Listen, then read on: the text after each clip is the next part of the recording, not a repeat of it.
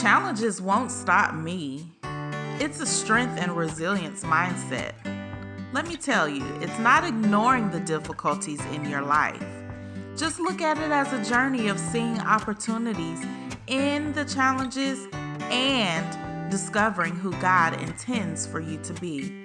Whether it's host Melanie Brown's motivational messages or it's courageous women sharing the strategies and habits they utilize when navigating those unexpected turns, you can expect to become equipped and empowered to fight to overcome any challenge that dares to cross your path.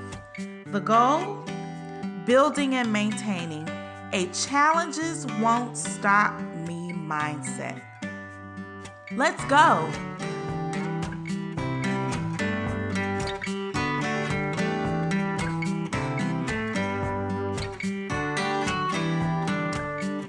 Welcome to the Challenges Won't Stop Me podcast. Thanks for joining me. I invited Dee Dee Said back for a resources interview.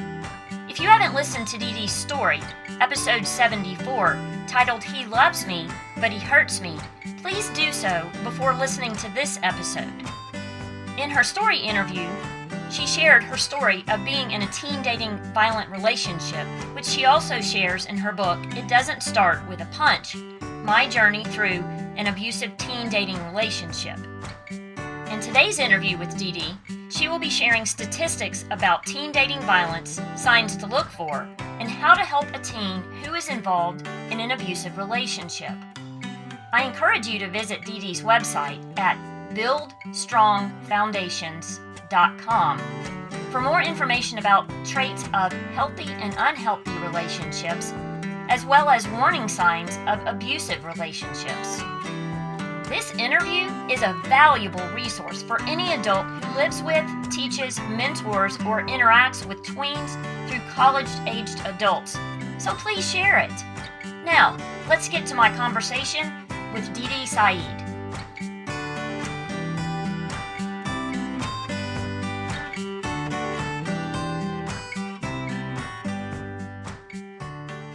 Welcome back, Dee. Hi, Melanie. Thank you so much. I'm looking forward to being here today.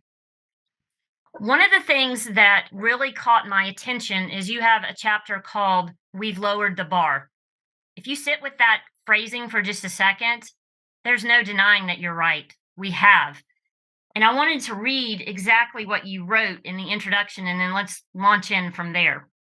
While there have been many television shows and movies that offered wonderful examples of family life and values, there are just as many, if not more, that have encouraged us to lower our values over the years, making things that were once unacceptable become acceptable. Girl, if that isn't the truth. I felt like that just kept resonating on my heart as I was doing the research for that section of the book. I'd say it started with a lot of self-reflection of what had helped me shape ideas of relationships as I started dating as a teenager, what was right and wrong in a relationship. I thought they were all fine as a teenager. I thought it was funny and teenage antics and somebody else does that but it also shaped my perceptions of who I was and how I should be dressing and what was acceptable in relationships, what was part of relationships.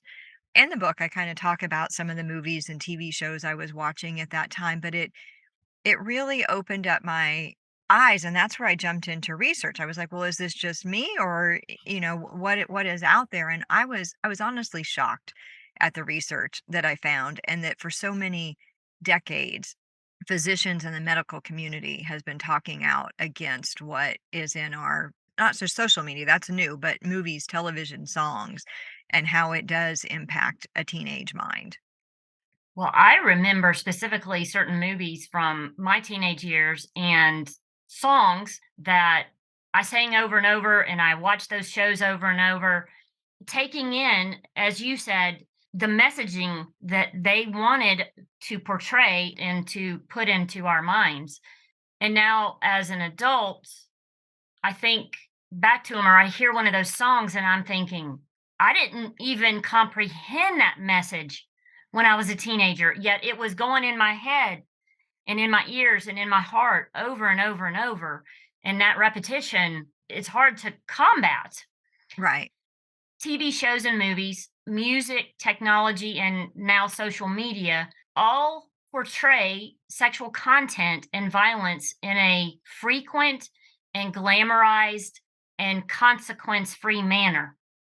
When I read that, I really did pause and I wanted to see if I agreed with you. And I did. There is no debating that. You gave so many statistics that reinforce the idea of the number of times that a person sees sexual content or violence over this many hours. It was very compelling and also alarming, to be real Mhm. honest. It's not only going into our young people, it's going into us as well. One of the things that I think is so interesting is as a Christian, I know how important it is for us to be in the word and for us to be putting in through repetition all the things that God says about us, who we are, and what He wants for our lives. And while sometimes it may feel like a restriction of sorts, it's more of a boundary, knowing what's on the other side of that boundary that He's protecting us from. And no matter how much we spend time in God's word or with other believers or worshiping and praising Him or in prayer, we need all of that and we need an abundance of that. It's having to do an awfully hard job against everything else that we put in our minds and see through our Mhm. eyes and our ears in the TV shows and the movies and the music and the technology and the social media that we're taking in. We have lowered the bar and we're paying the consequences for it. I agree completely. One of the things that dawned on me, and I write this in the book, is kids are having sex at younger and younger ages and interested in it at younger and younger ages. And I think as a society we tend to write that off as, oh, they're just kids, they're curious, or but we're not, as you say, we're not stopping to think about, well, why is that happening? Why is it that a couple decades ago it was 16, 17, 18, and now it's 11, 12, 13? And I think it's exactly that the rate of, I mean, it's already been high for decades of sex and TV and movies, but they're seeing it, and 11 and 12-year-olds are watching adult shows that have this kind of content. And I've really been, the consequence free line has really been resonating with me a lot, because in a TV show, you don't ever see the boy stop at a convenience store to pick up condoms, or stopping in, the fooling around to, do we have, you know what I mean? Or worrying about a teenage pregnancy. I don't think I've ever heard of an STD on a television show or a movie, but those are real life consequences. And kids are having to deal with a lot of that, and they shouldn't even be exposed to it, to having to worry about it. I feel like it's all become so normal. Mhm. What you had mentioned in our first episode of when you were going through the abusive relationship with the boy named Brock, you didn't know what else was a normal, healthy relationship because that's all that you had experienced in your own personal life. And well, even at that time, you were watching TV shows and movies and listening to songs that were advocating that and making it normal. Oh, if that hadn't just gone way through the roof as far as what is considered normal nowadays. Right. The idea that it's glamorized and that, as you said, consequence free, that is not reality. That is not what we want our young people to be hearing. The question that you asked that really struck me, has the unacceptable become acceptable? And I think the answer is yes. Yeah, no, I agree 100%, and it's sad. Tell me from your research how all of this sexual content, this violence, this frequency of it, it being glamorized and consequence free, how that then relates to the propensity towards aggression and violence Mhm. in teen relationships. it makes me, again, sad. I think decades ago, violence was learned primarily if you saw it in the home. It was maybe a repeated behavior. But now, and I have this in the book, that the researchers behind it are seeing that it doesn't come from a home environment. 50% of the time, it's coming from the violence that kids are watching on TV or playing in video games. I mean, video games are huge for the violence that is in them. And again, consequence free. Kids are firing guns nonstop on a video game, but nobody's feeling the effects of that. And There's other. additionally, they're getting killed and they just start a new game. Big Right, deal. right. I got Exactly. killed. Right. And then there's other video games that sexualize women, and even to the point of pimping them. I didn't get into all of the research on that, but it's across the board what these kids are learning and how it's affecting them. Again, consequence free. So you begin to think that these things are normal. I mean, I think that's why school shootings have happened and continued to happen, because kids don't understand what actually happens when you shoot a real gun at people. They've done it a million times on a game and they're mad at somebody, but they don't think of what the real life aftermath looks like. Amen. And that's a very scary thought. It doesn't seem like there is a plan in place to say, okay, enough is enough. We got to reel this back. I don't even know if that's even possible. If we reeled it back to the Andy Griffith show, it would not last. You talk about TV shows getting canceled, it would get canceled within 3 episodes. There would be no, "Are we gonna do season 2?" It wouldn't even make it that far. Yeah, completely boring to today's standards. Yes. Yeah. Yes. Wholesome TV, and I know it's been on the rise with movie producers putting out movies and some TV shows and even TV networks that are, I guess, more wholesome. Mhm. On the flip side of that, sometimes they feel a little cheesy.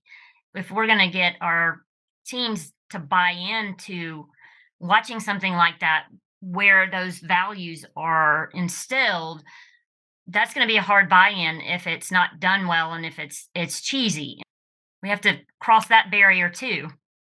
Right. So it makes me think of two things. My kids were probably 7 and 10, 8 and 11 as I began doing the research for this book.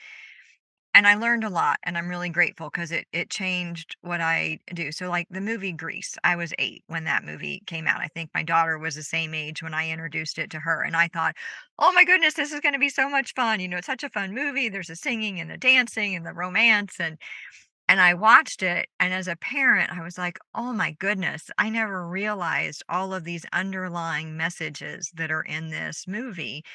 And I just cringed. I hated that I had put this in front of my daughter, and she, of course, enjoyed it and would wanna watch it sometimes, but I sat next to her and I talked to her about the themes that we were seeing, and, like, when Sandy decides to transform herself into the hot girl in, skin tight leather and red lipstick and high heels, and I was like, "You shouldn't have to change to get the guy. It means that it's the wrong guy." So being able to speak into that, or the original Top Gun that came out, and he comes over to her house sweaty after a volleyball game, and then their next interaction she tells him that she thinks she's falling for him, and I'm like, well, what on earth was there to fall for?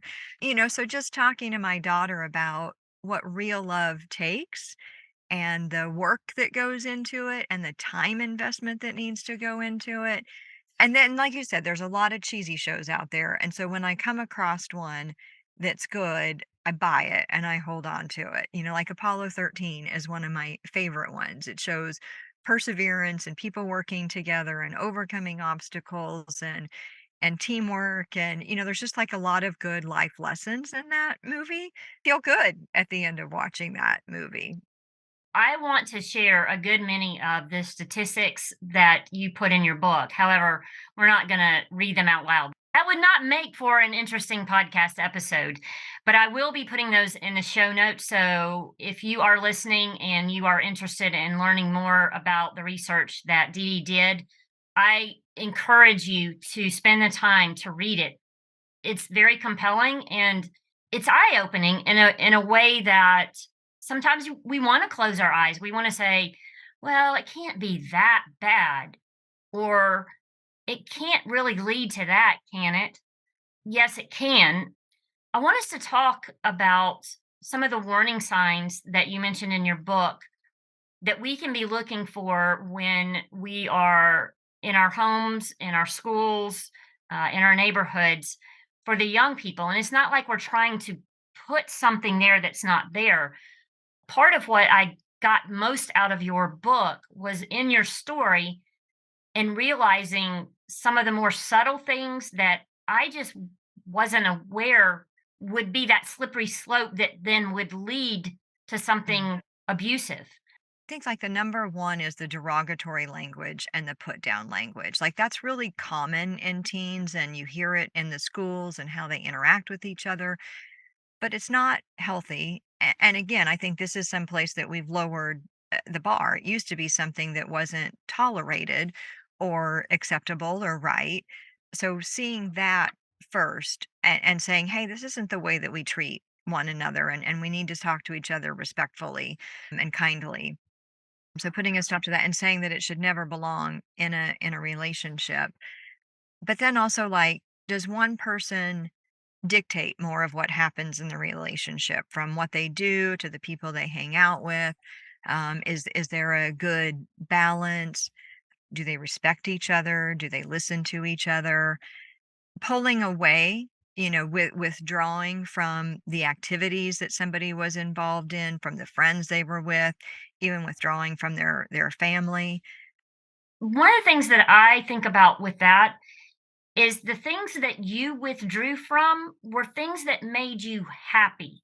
It Mhm. wasn't that you were withdrawing from school and you had never liked school.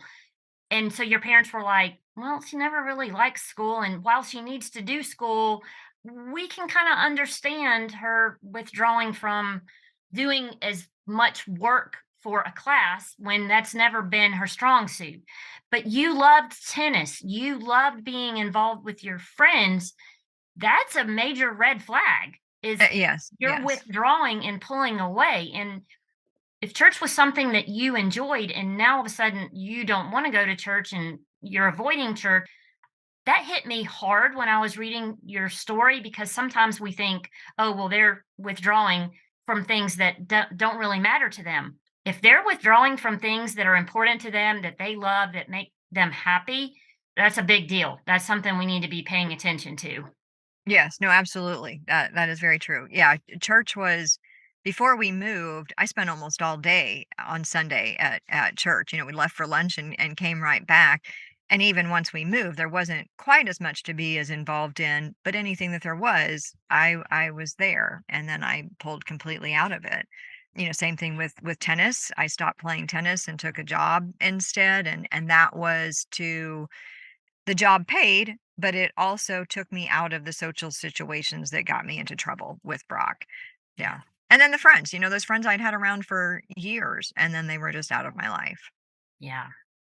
What are some of the physical things that Mm. parents and adults can be looking for? Your mom noticed that you had bite marks. You gave an excuse and she said, okay, and moved on. What are some things that we need to be looking for physically that are happening to a person that is in a dangerous relationship? Well, I'd say even before the physical, has their clothing changed? Because maybe in warm weather, I was wearing a long sleeve shirt to try to cover the bruises that were on my arms. Or, I went one time with my friends to the beach and I kept on a long t-shirt trying to cover my legs where he had hit them. So are you dressed out of season or out of changing how you dressed? And then probably demeanor more than physical. Like, are you withdrawn? Are you not engaged? Are you sad where you used to be happy? Has anything in their attitude or demeanor changed? And then definitely the physical. Are there bruises? Do they look different? I would think weight loss could be part of it, as the stress and the anxiety. Those are great things for us to be aware of and not to just overlook or accept some sort of answer that just doesn't even seem plausible, or they're making it much more minor than it actually is. Thank you for sharing those. When Brock coerced you into having a sexual relationship with him, there was a internal struggle with you about, I don't think this is right. I don't want to do this. I don't feel comfortable. I'm only supposed to be having sex with the man that I marry. All those things are going on inside of you. What were some of the phrases that he used to finally convince you to have sex with him? It was relentless and ongoing, but it was, "We're exclusive. Everybody else is doing it. I love you. This is what two people do together. Why won't you do this with me?" And just those phrases can continuously. So I felt bad. I was always saying no to him. So despite my feelings over it, I also felt guilt that he placed on me. Right. Let's go back for just a minute and talk about things that we as parents put as boundaries and parameters, and how, as a typical teen, they're going to push against it. They Mm. don't like it. They're trying to figure out why you would put this restriction on them or tell them they can't go here or can't do that. What kinds of parameters or boundaries should we as adults expect of our teenagers?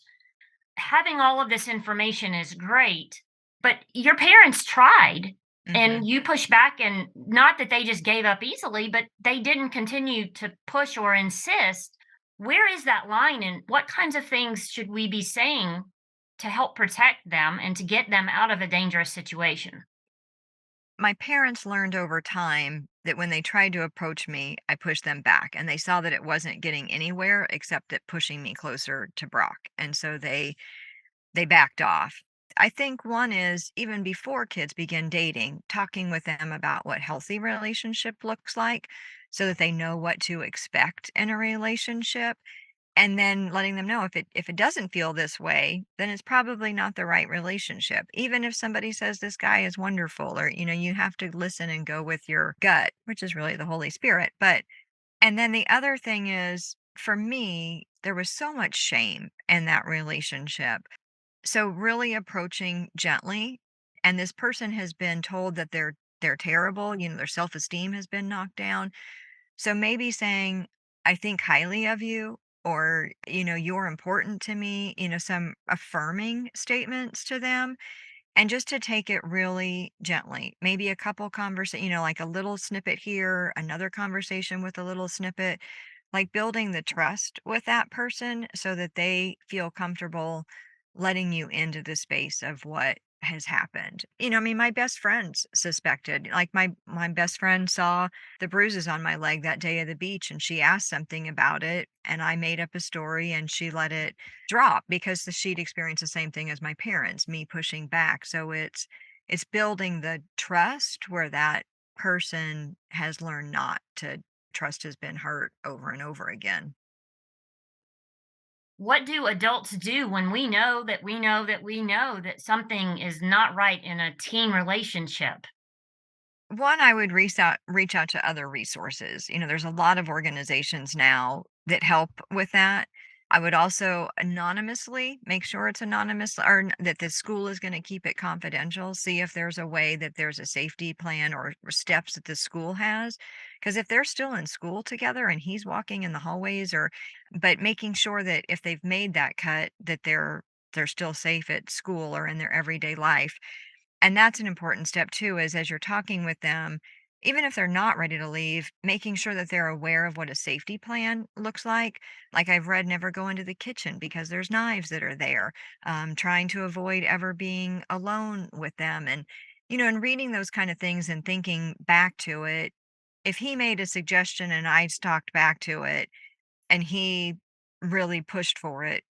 Like being in the bedroom with the door closed, I wouldn't have felt like I had much of a way out. But I also got very good at lying during that time to cover what was going on in the relationship. And so maybe planting the seeds of, maybe if you can avoid being alone with him or avoid being in a room by yourself with him or, someplace that people can't see things, it might help that person, begin to make excuses to the abuser of why they can't be someplace or they don't want to do something. Even if it's saying my parents are coming down on me really hard or they've restricted me or grounded me or helping them see that there's ways to avoid situations and maybe finding somebody for them to talk to. Yeah, a counselor or Mhm. a mentor or a trusted person at church even Right, right. would be a great resource.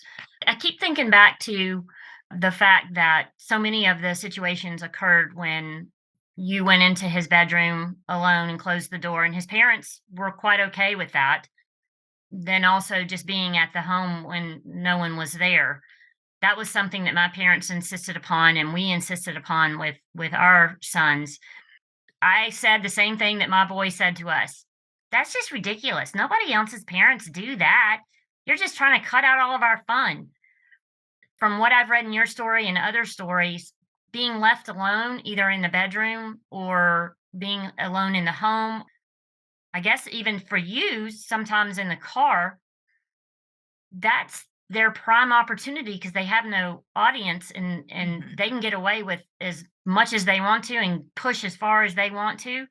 And that's a dangerous situation. So while it may feel like being a prude or being no fun or not the cool parent, I think that that is so important for us to insist upon. mhm. Well, and I think sharing stories with our kids like this, because I think it doesn't happen to anybody or so I think sharing stories with them too, not just saying we don't want you to do this and here's the reasons why, but helping open their mind so that if they're ever in that situation, they can go, "Oh my gosh, I've heard of this or it feels familiar or not good and I need to move." Yeah, we've got to do what we can to keep our kids safe. I'm grateful for you because you're sharing some very vulnerable parts of your life. But now look at God. He's Mhm. using it for good. I believe that you are going to have a major impact speaking into the lives of adults who we really need a wake up call. We've got to push that bar back up. We just do. So I thank you, agree. Dee Dee. Thank you so much. I really appreciate being on today.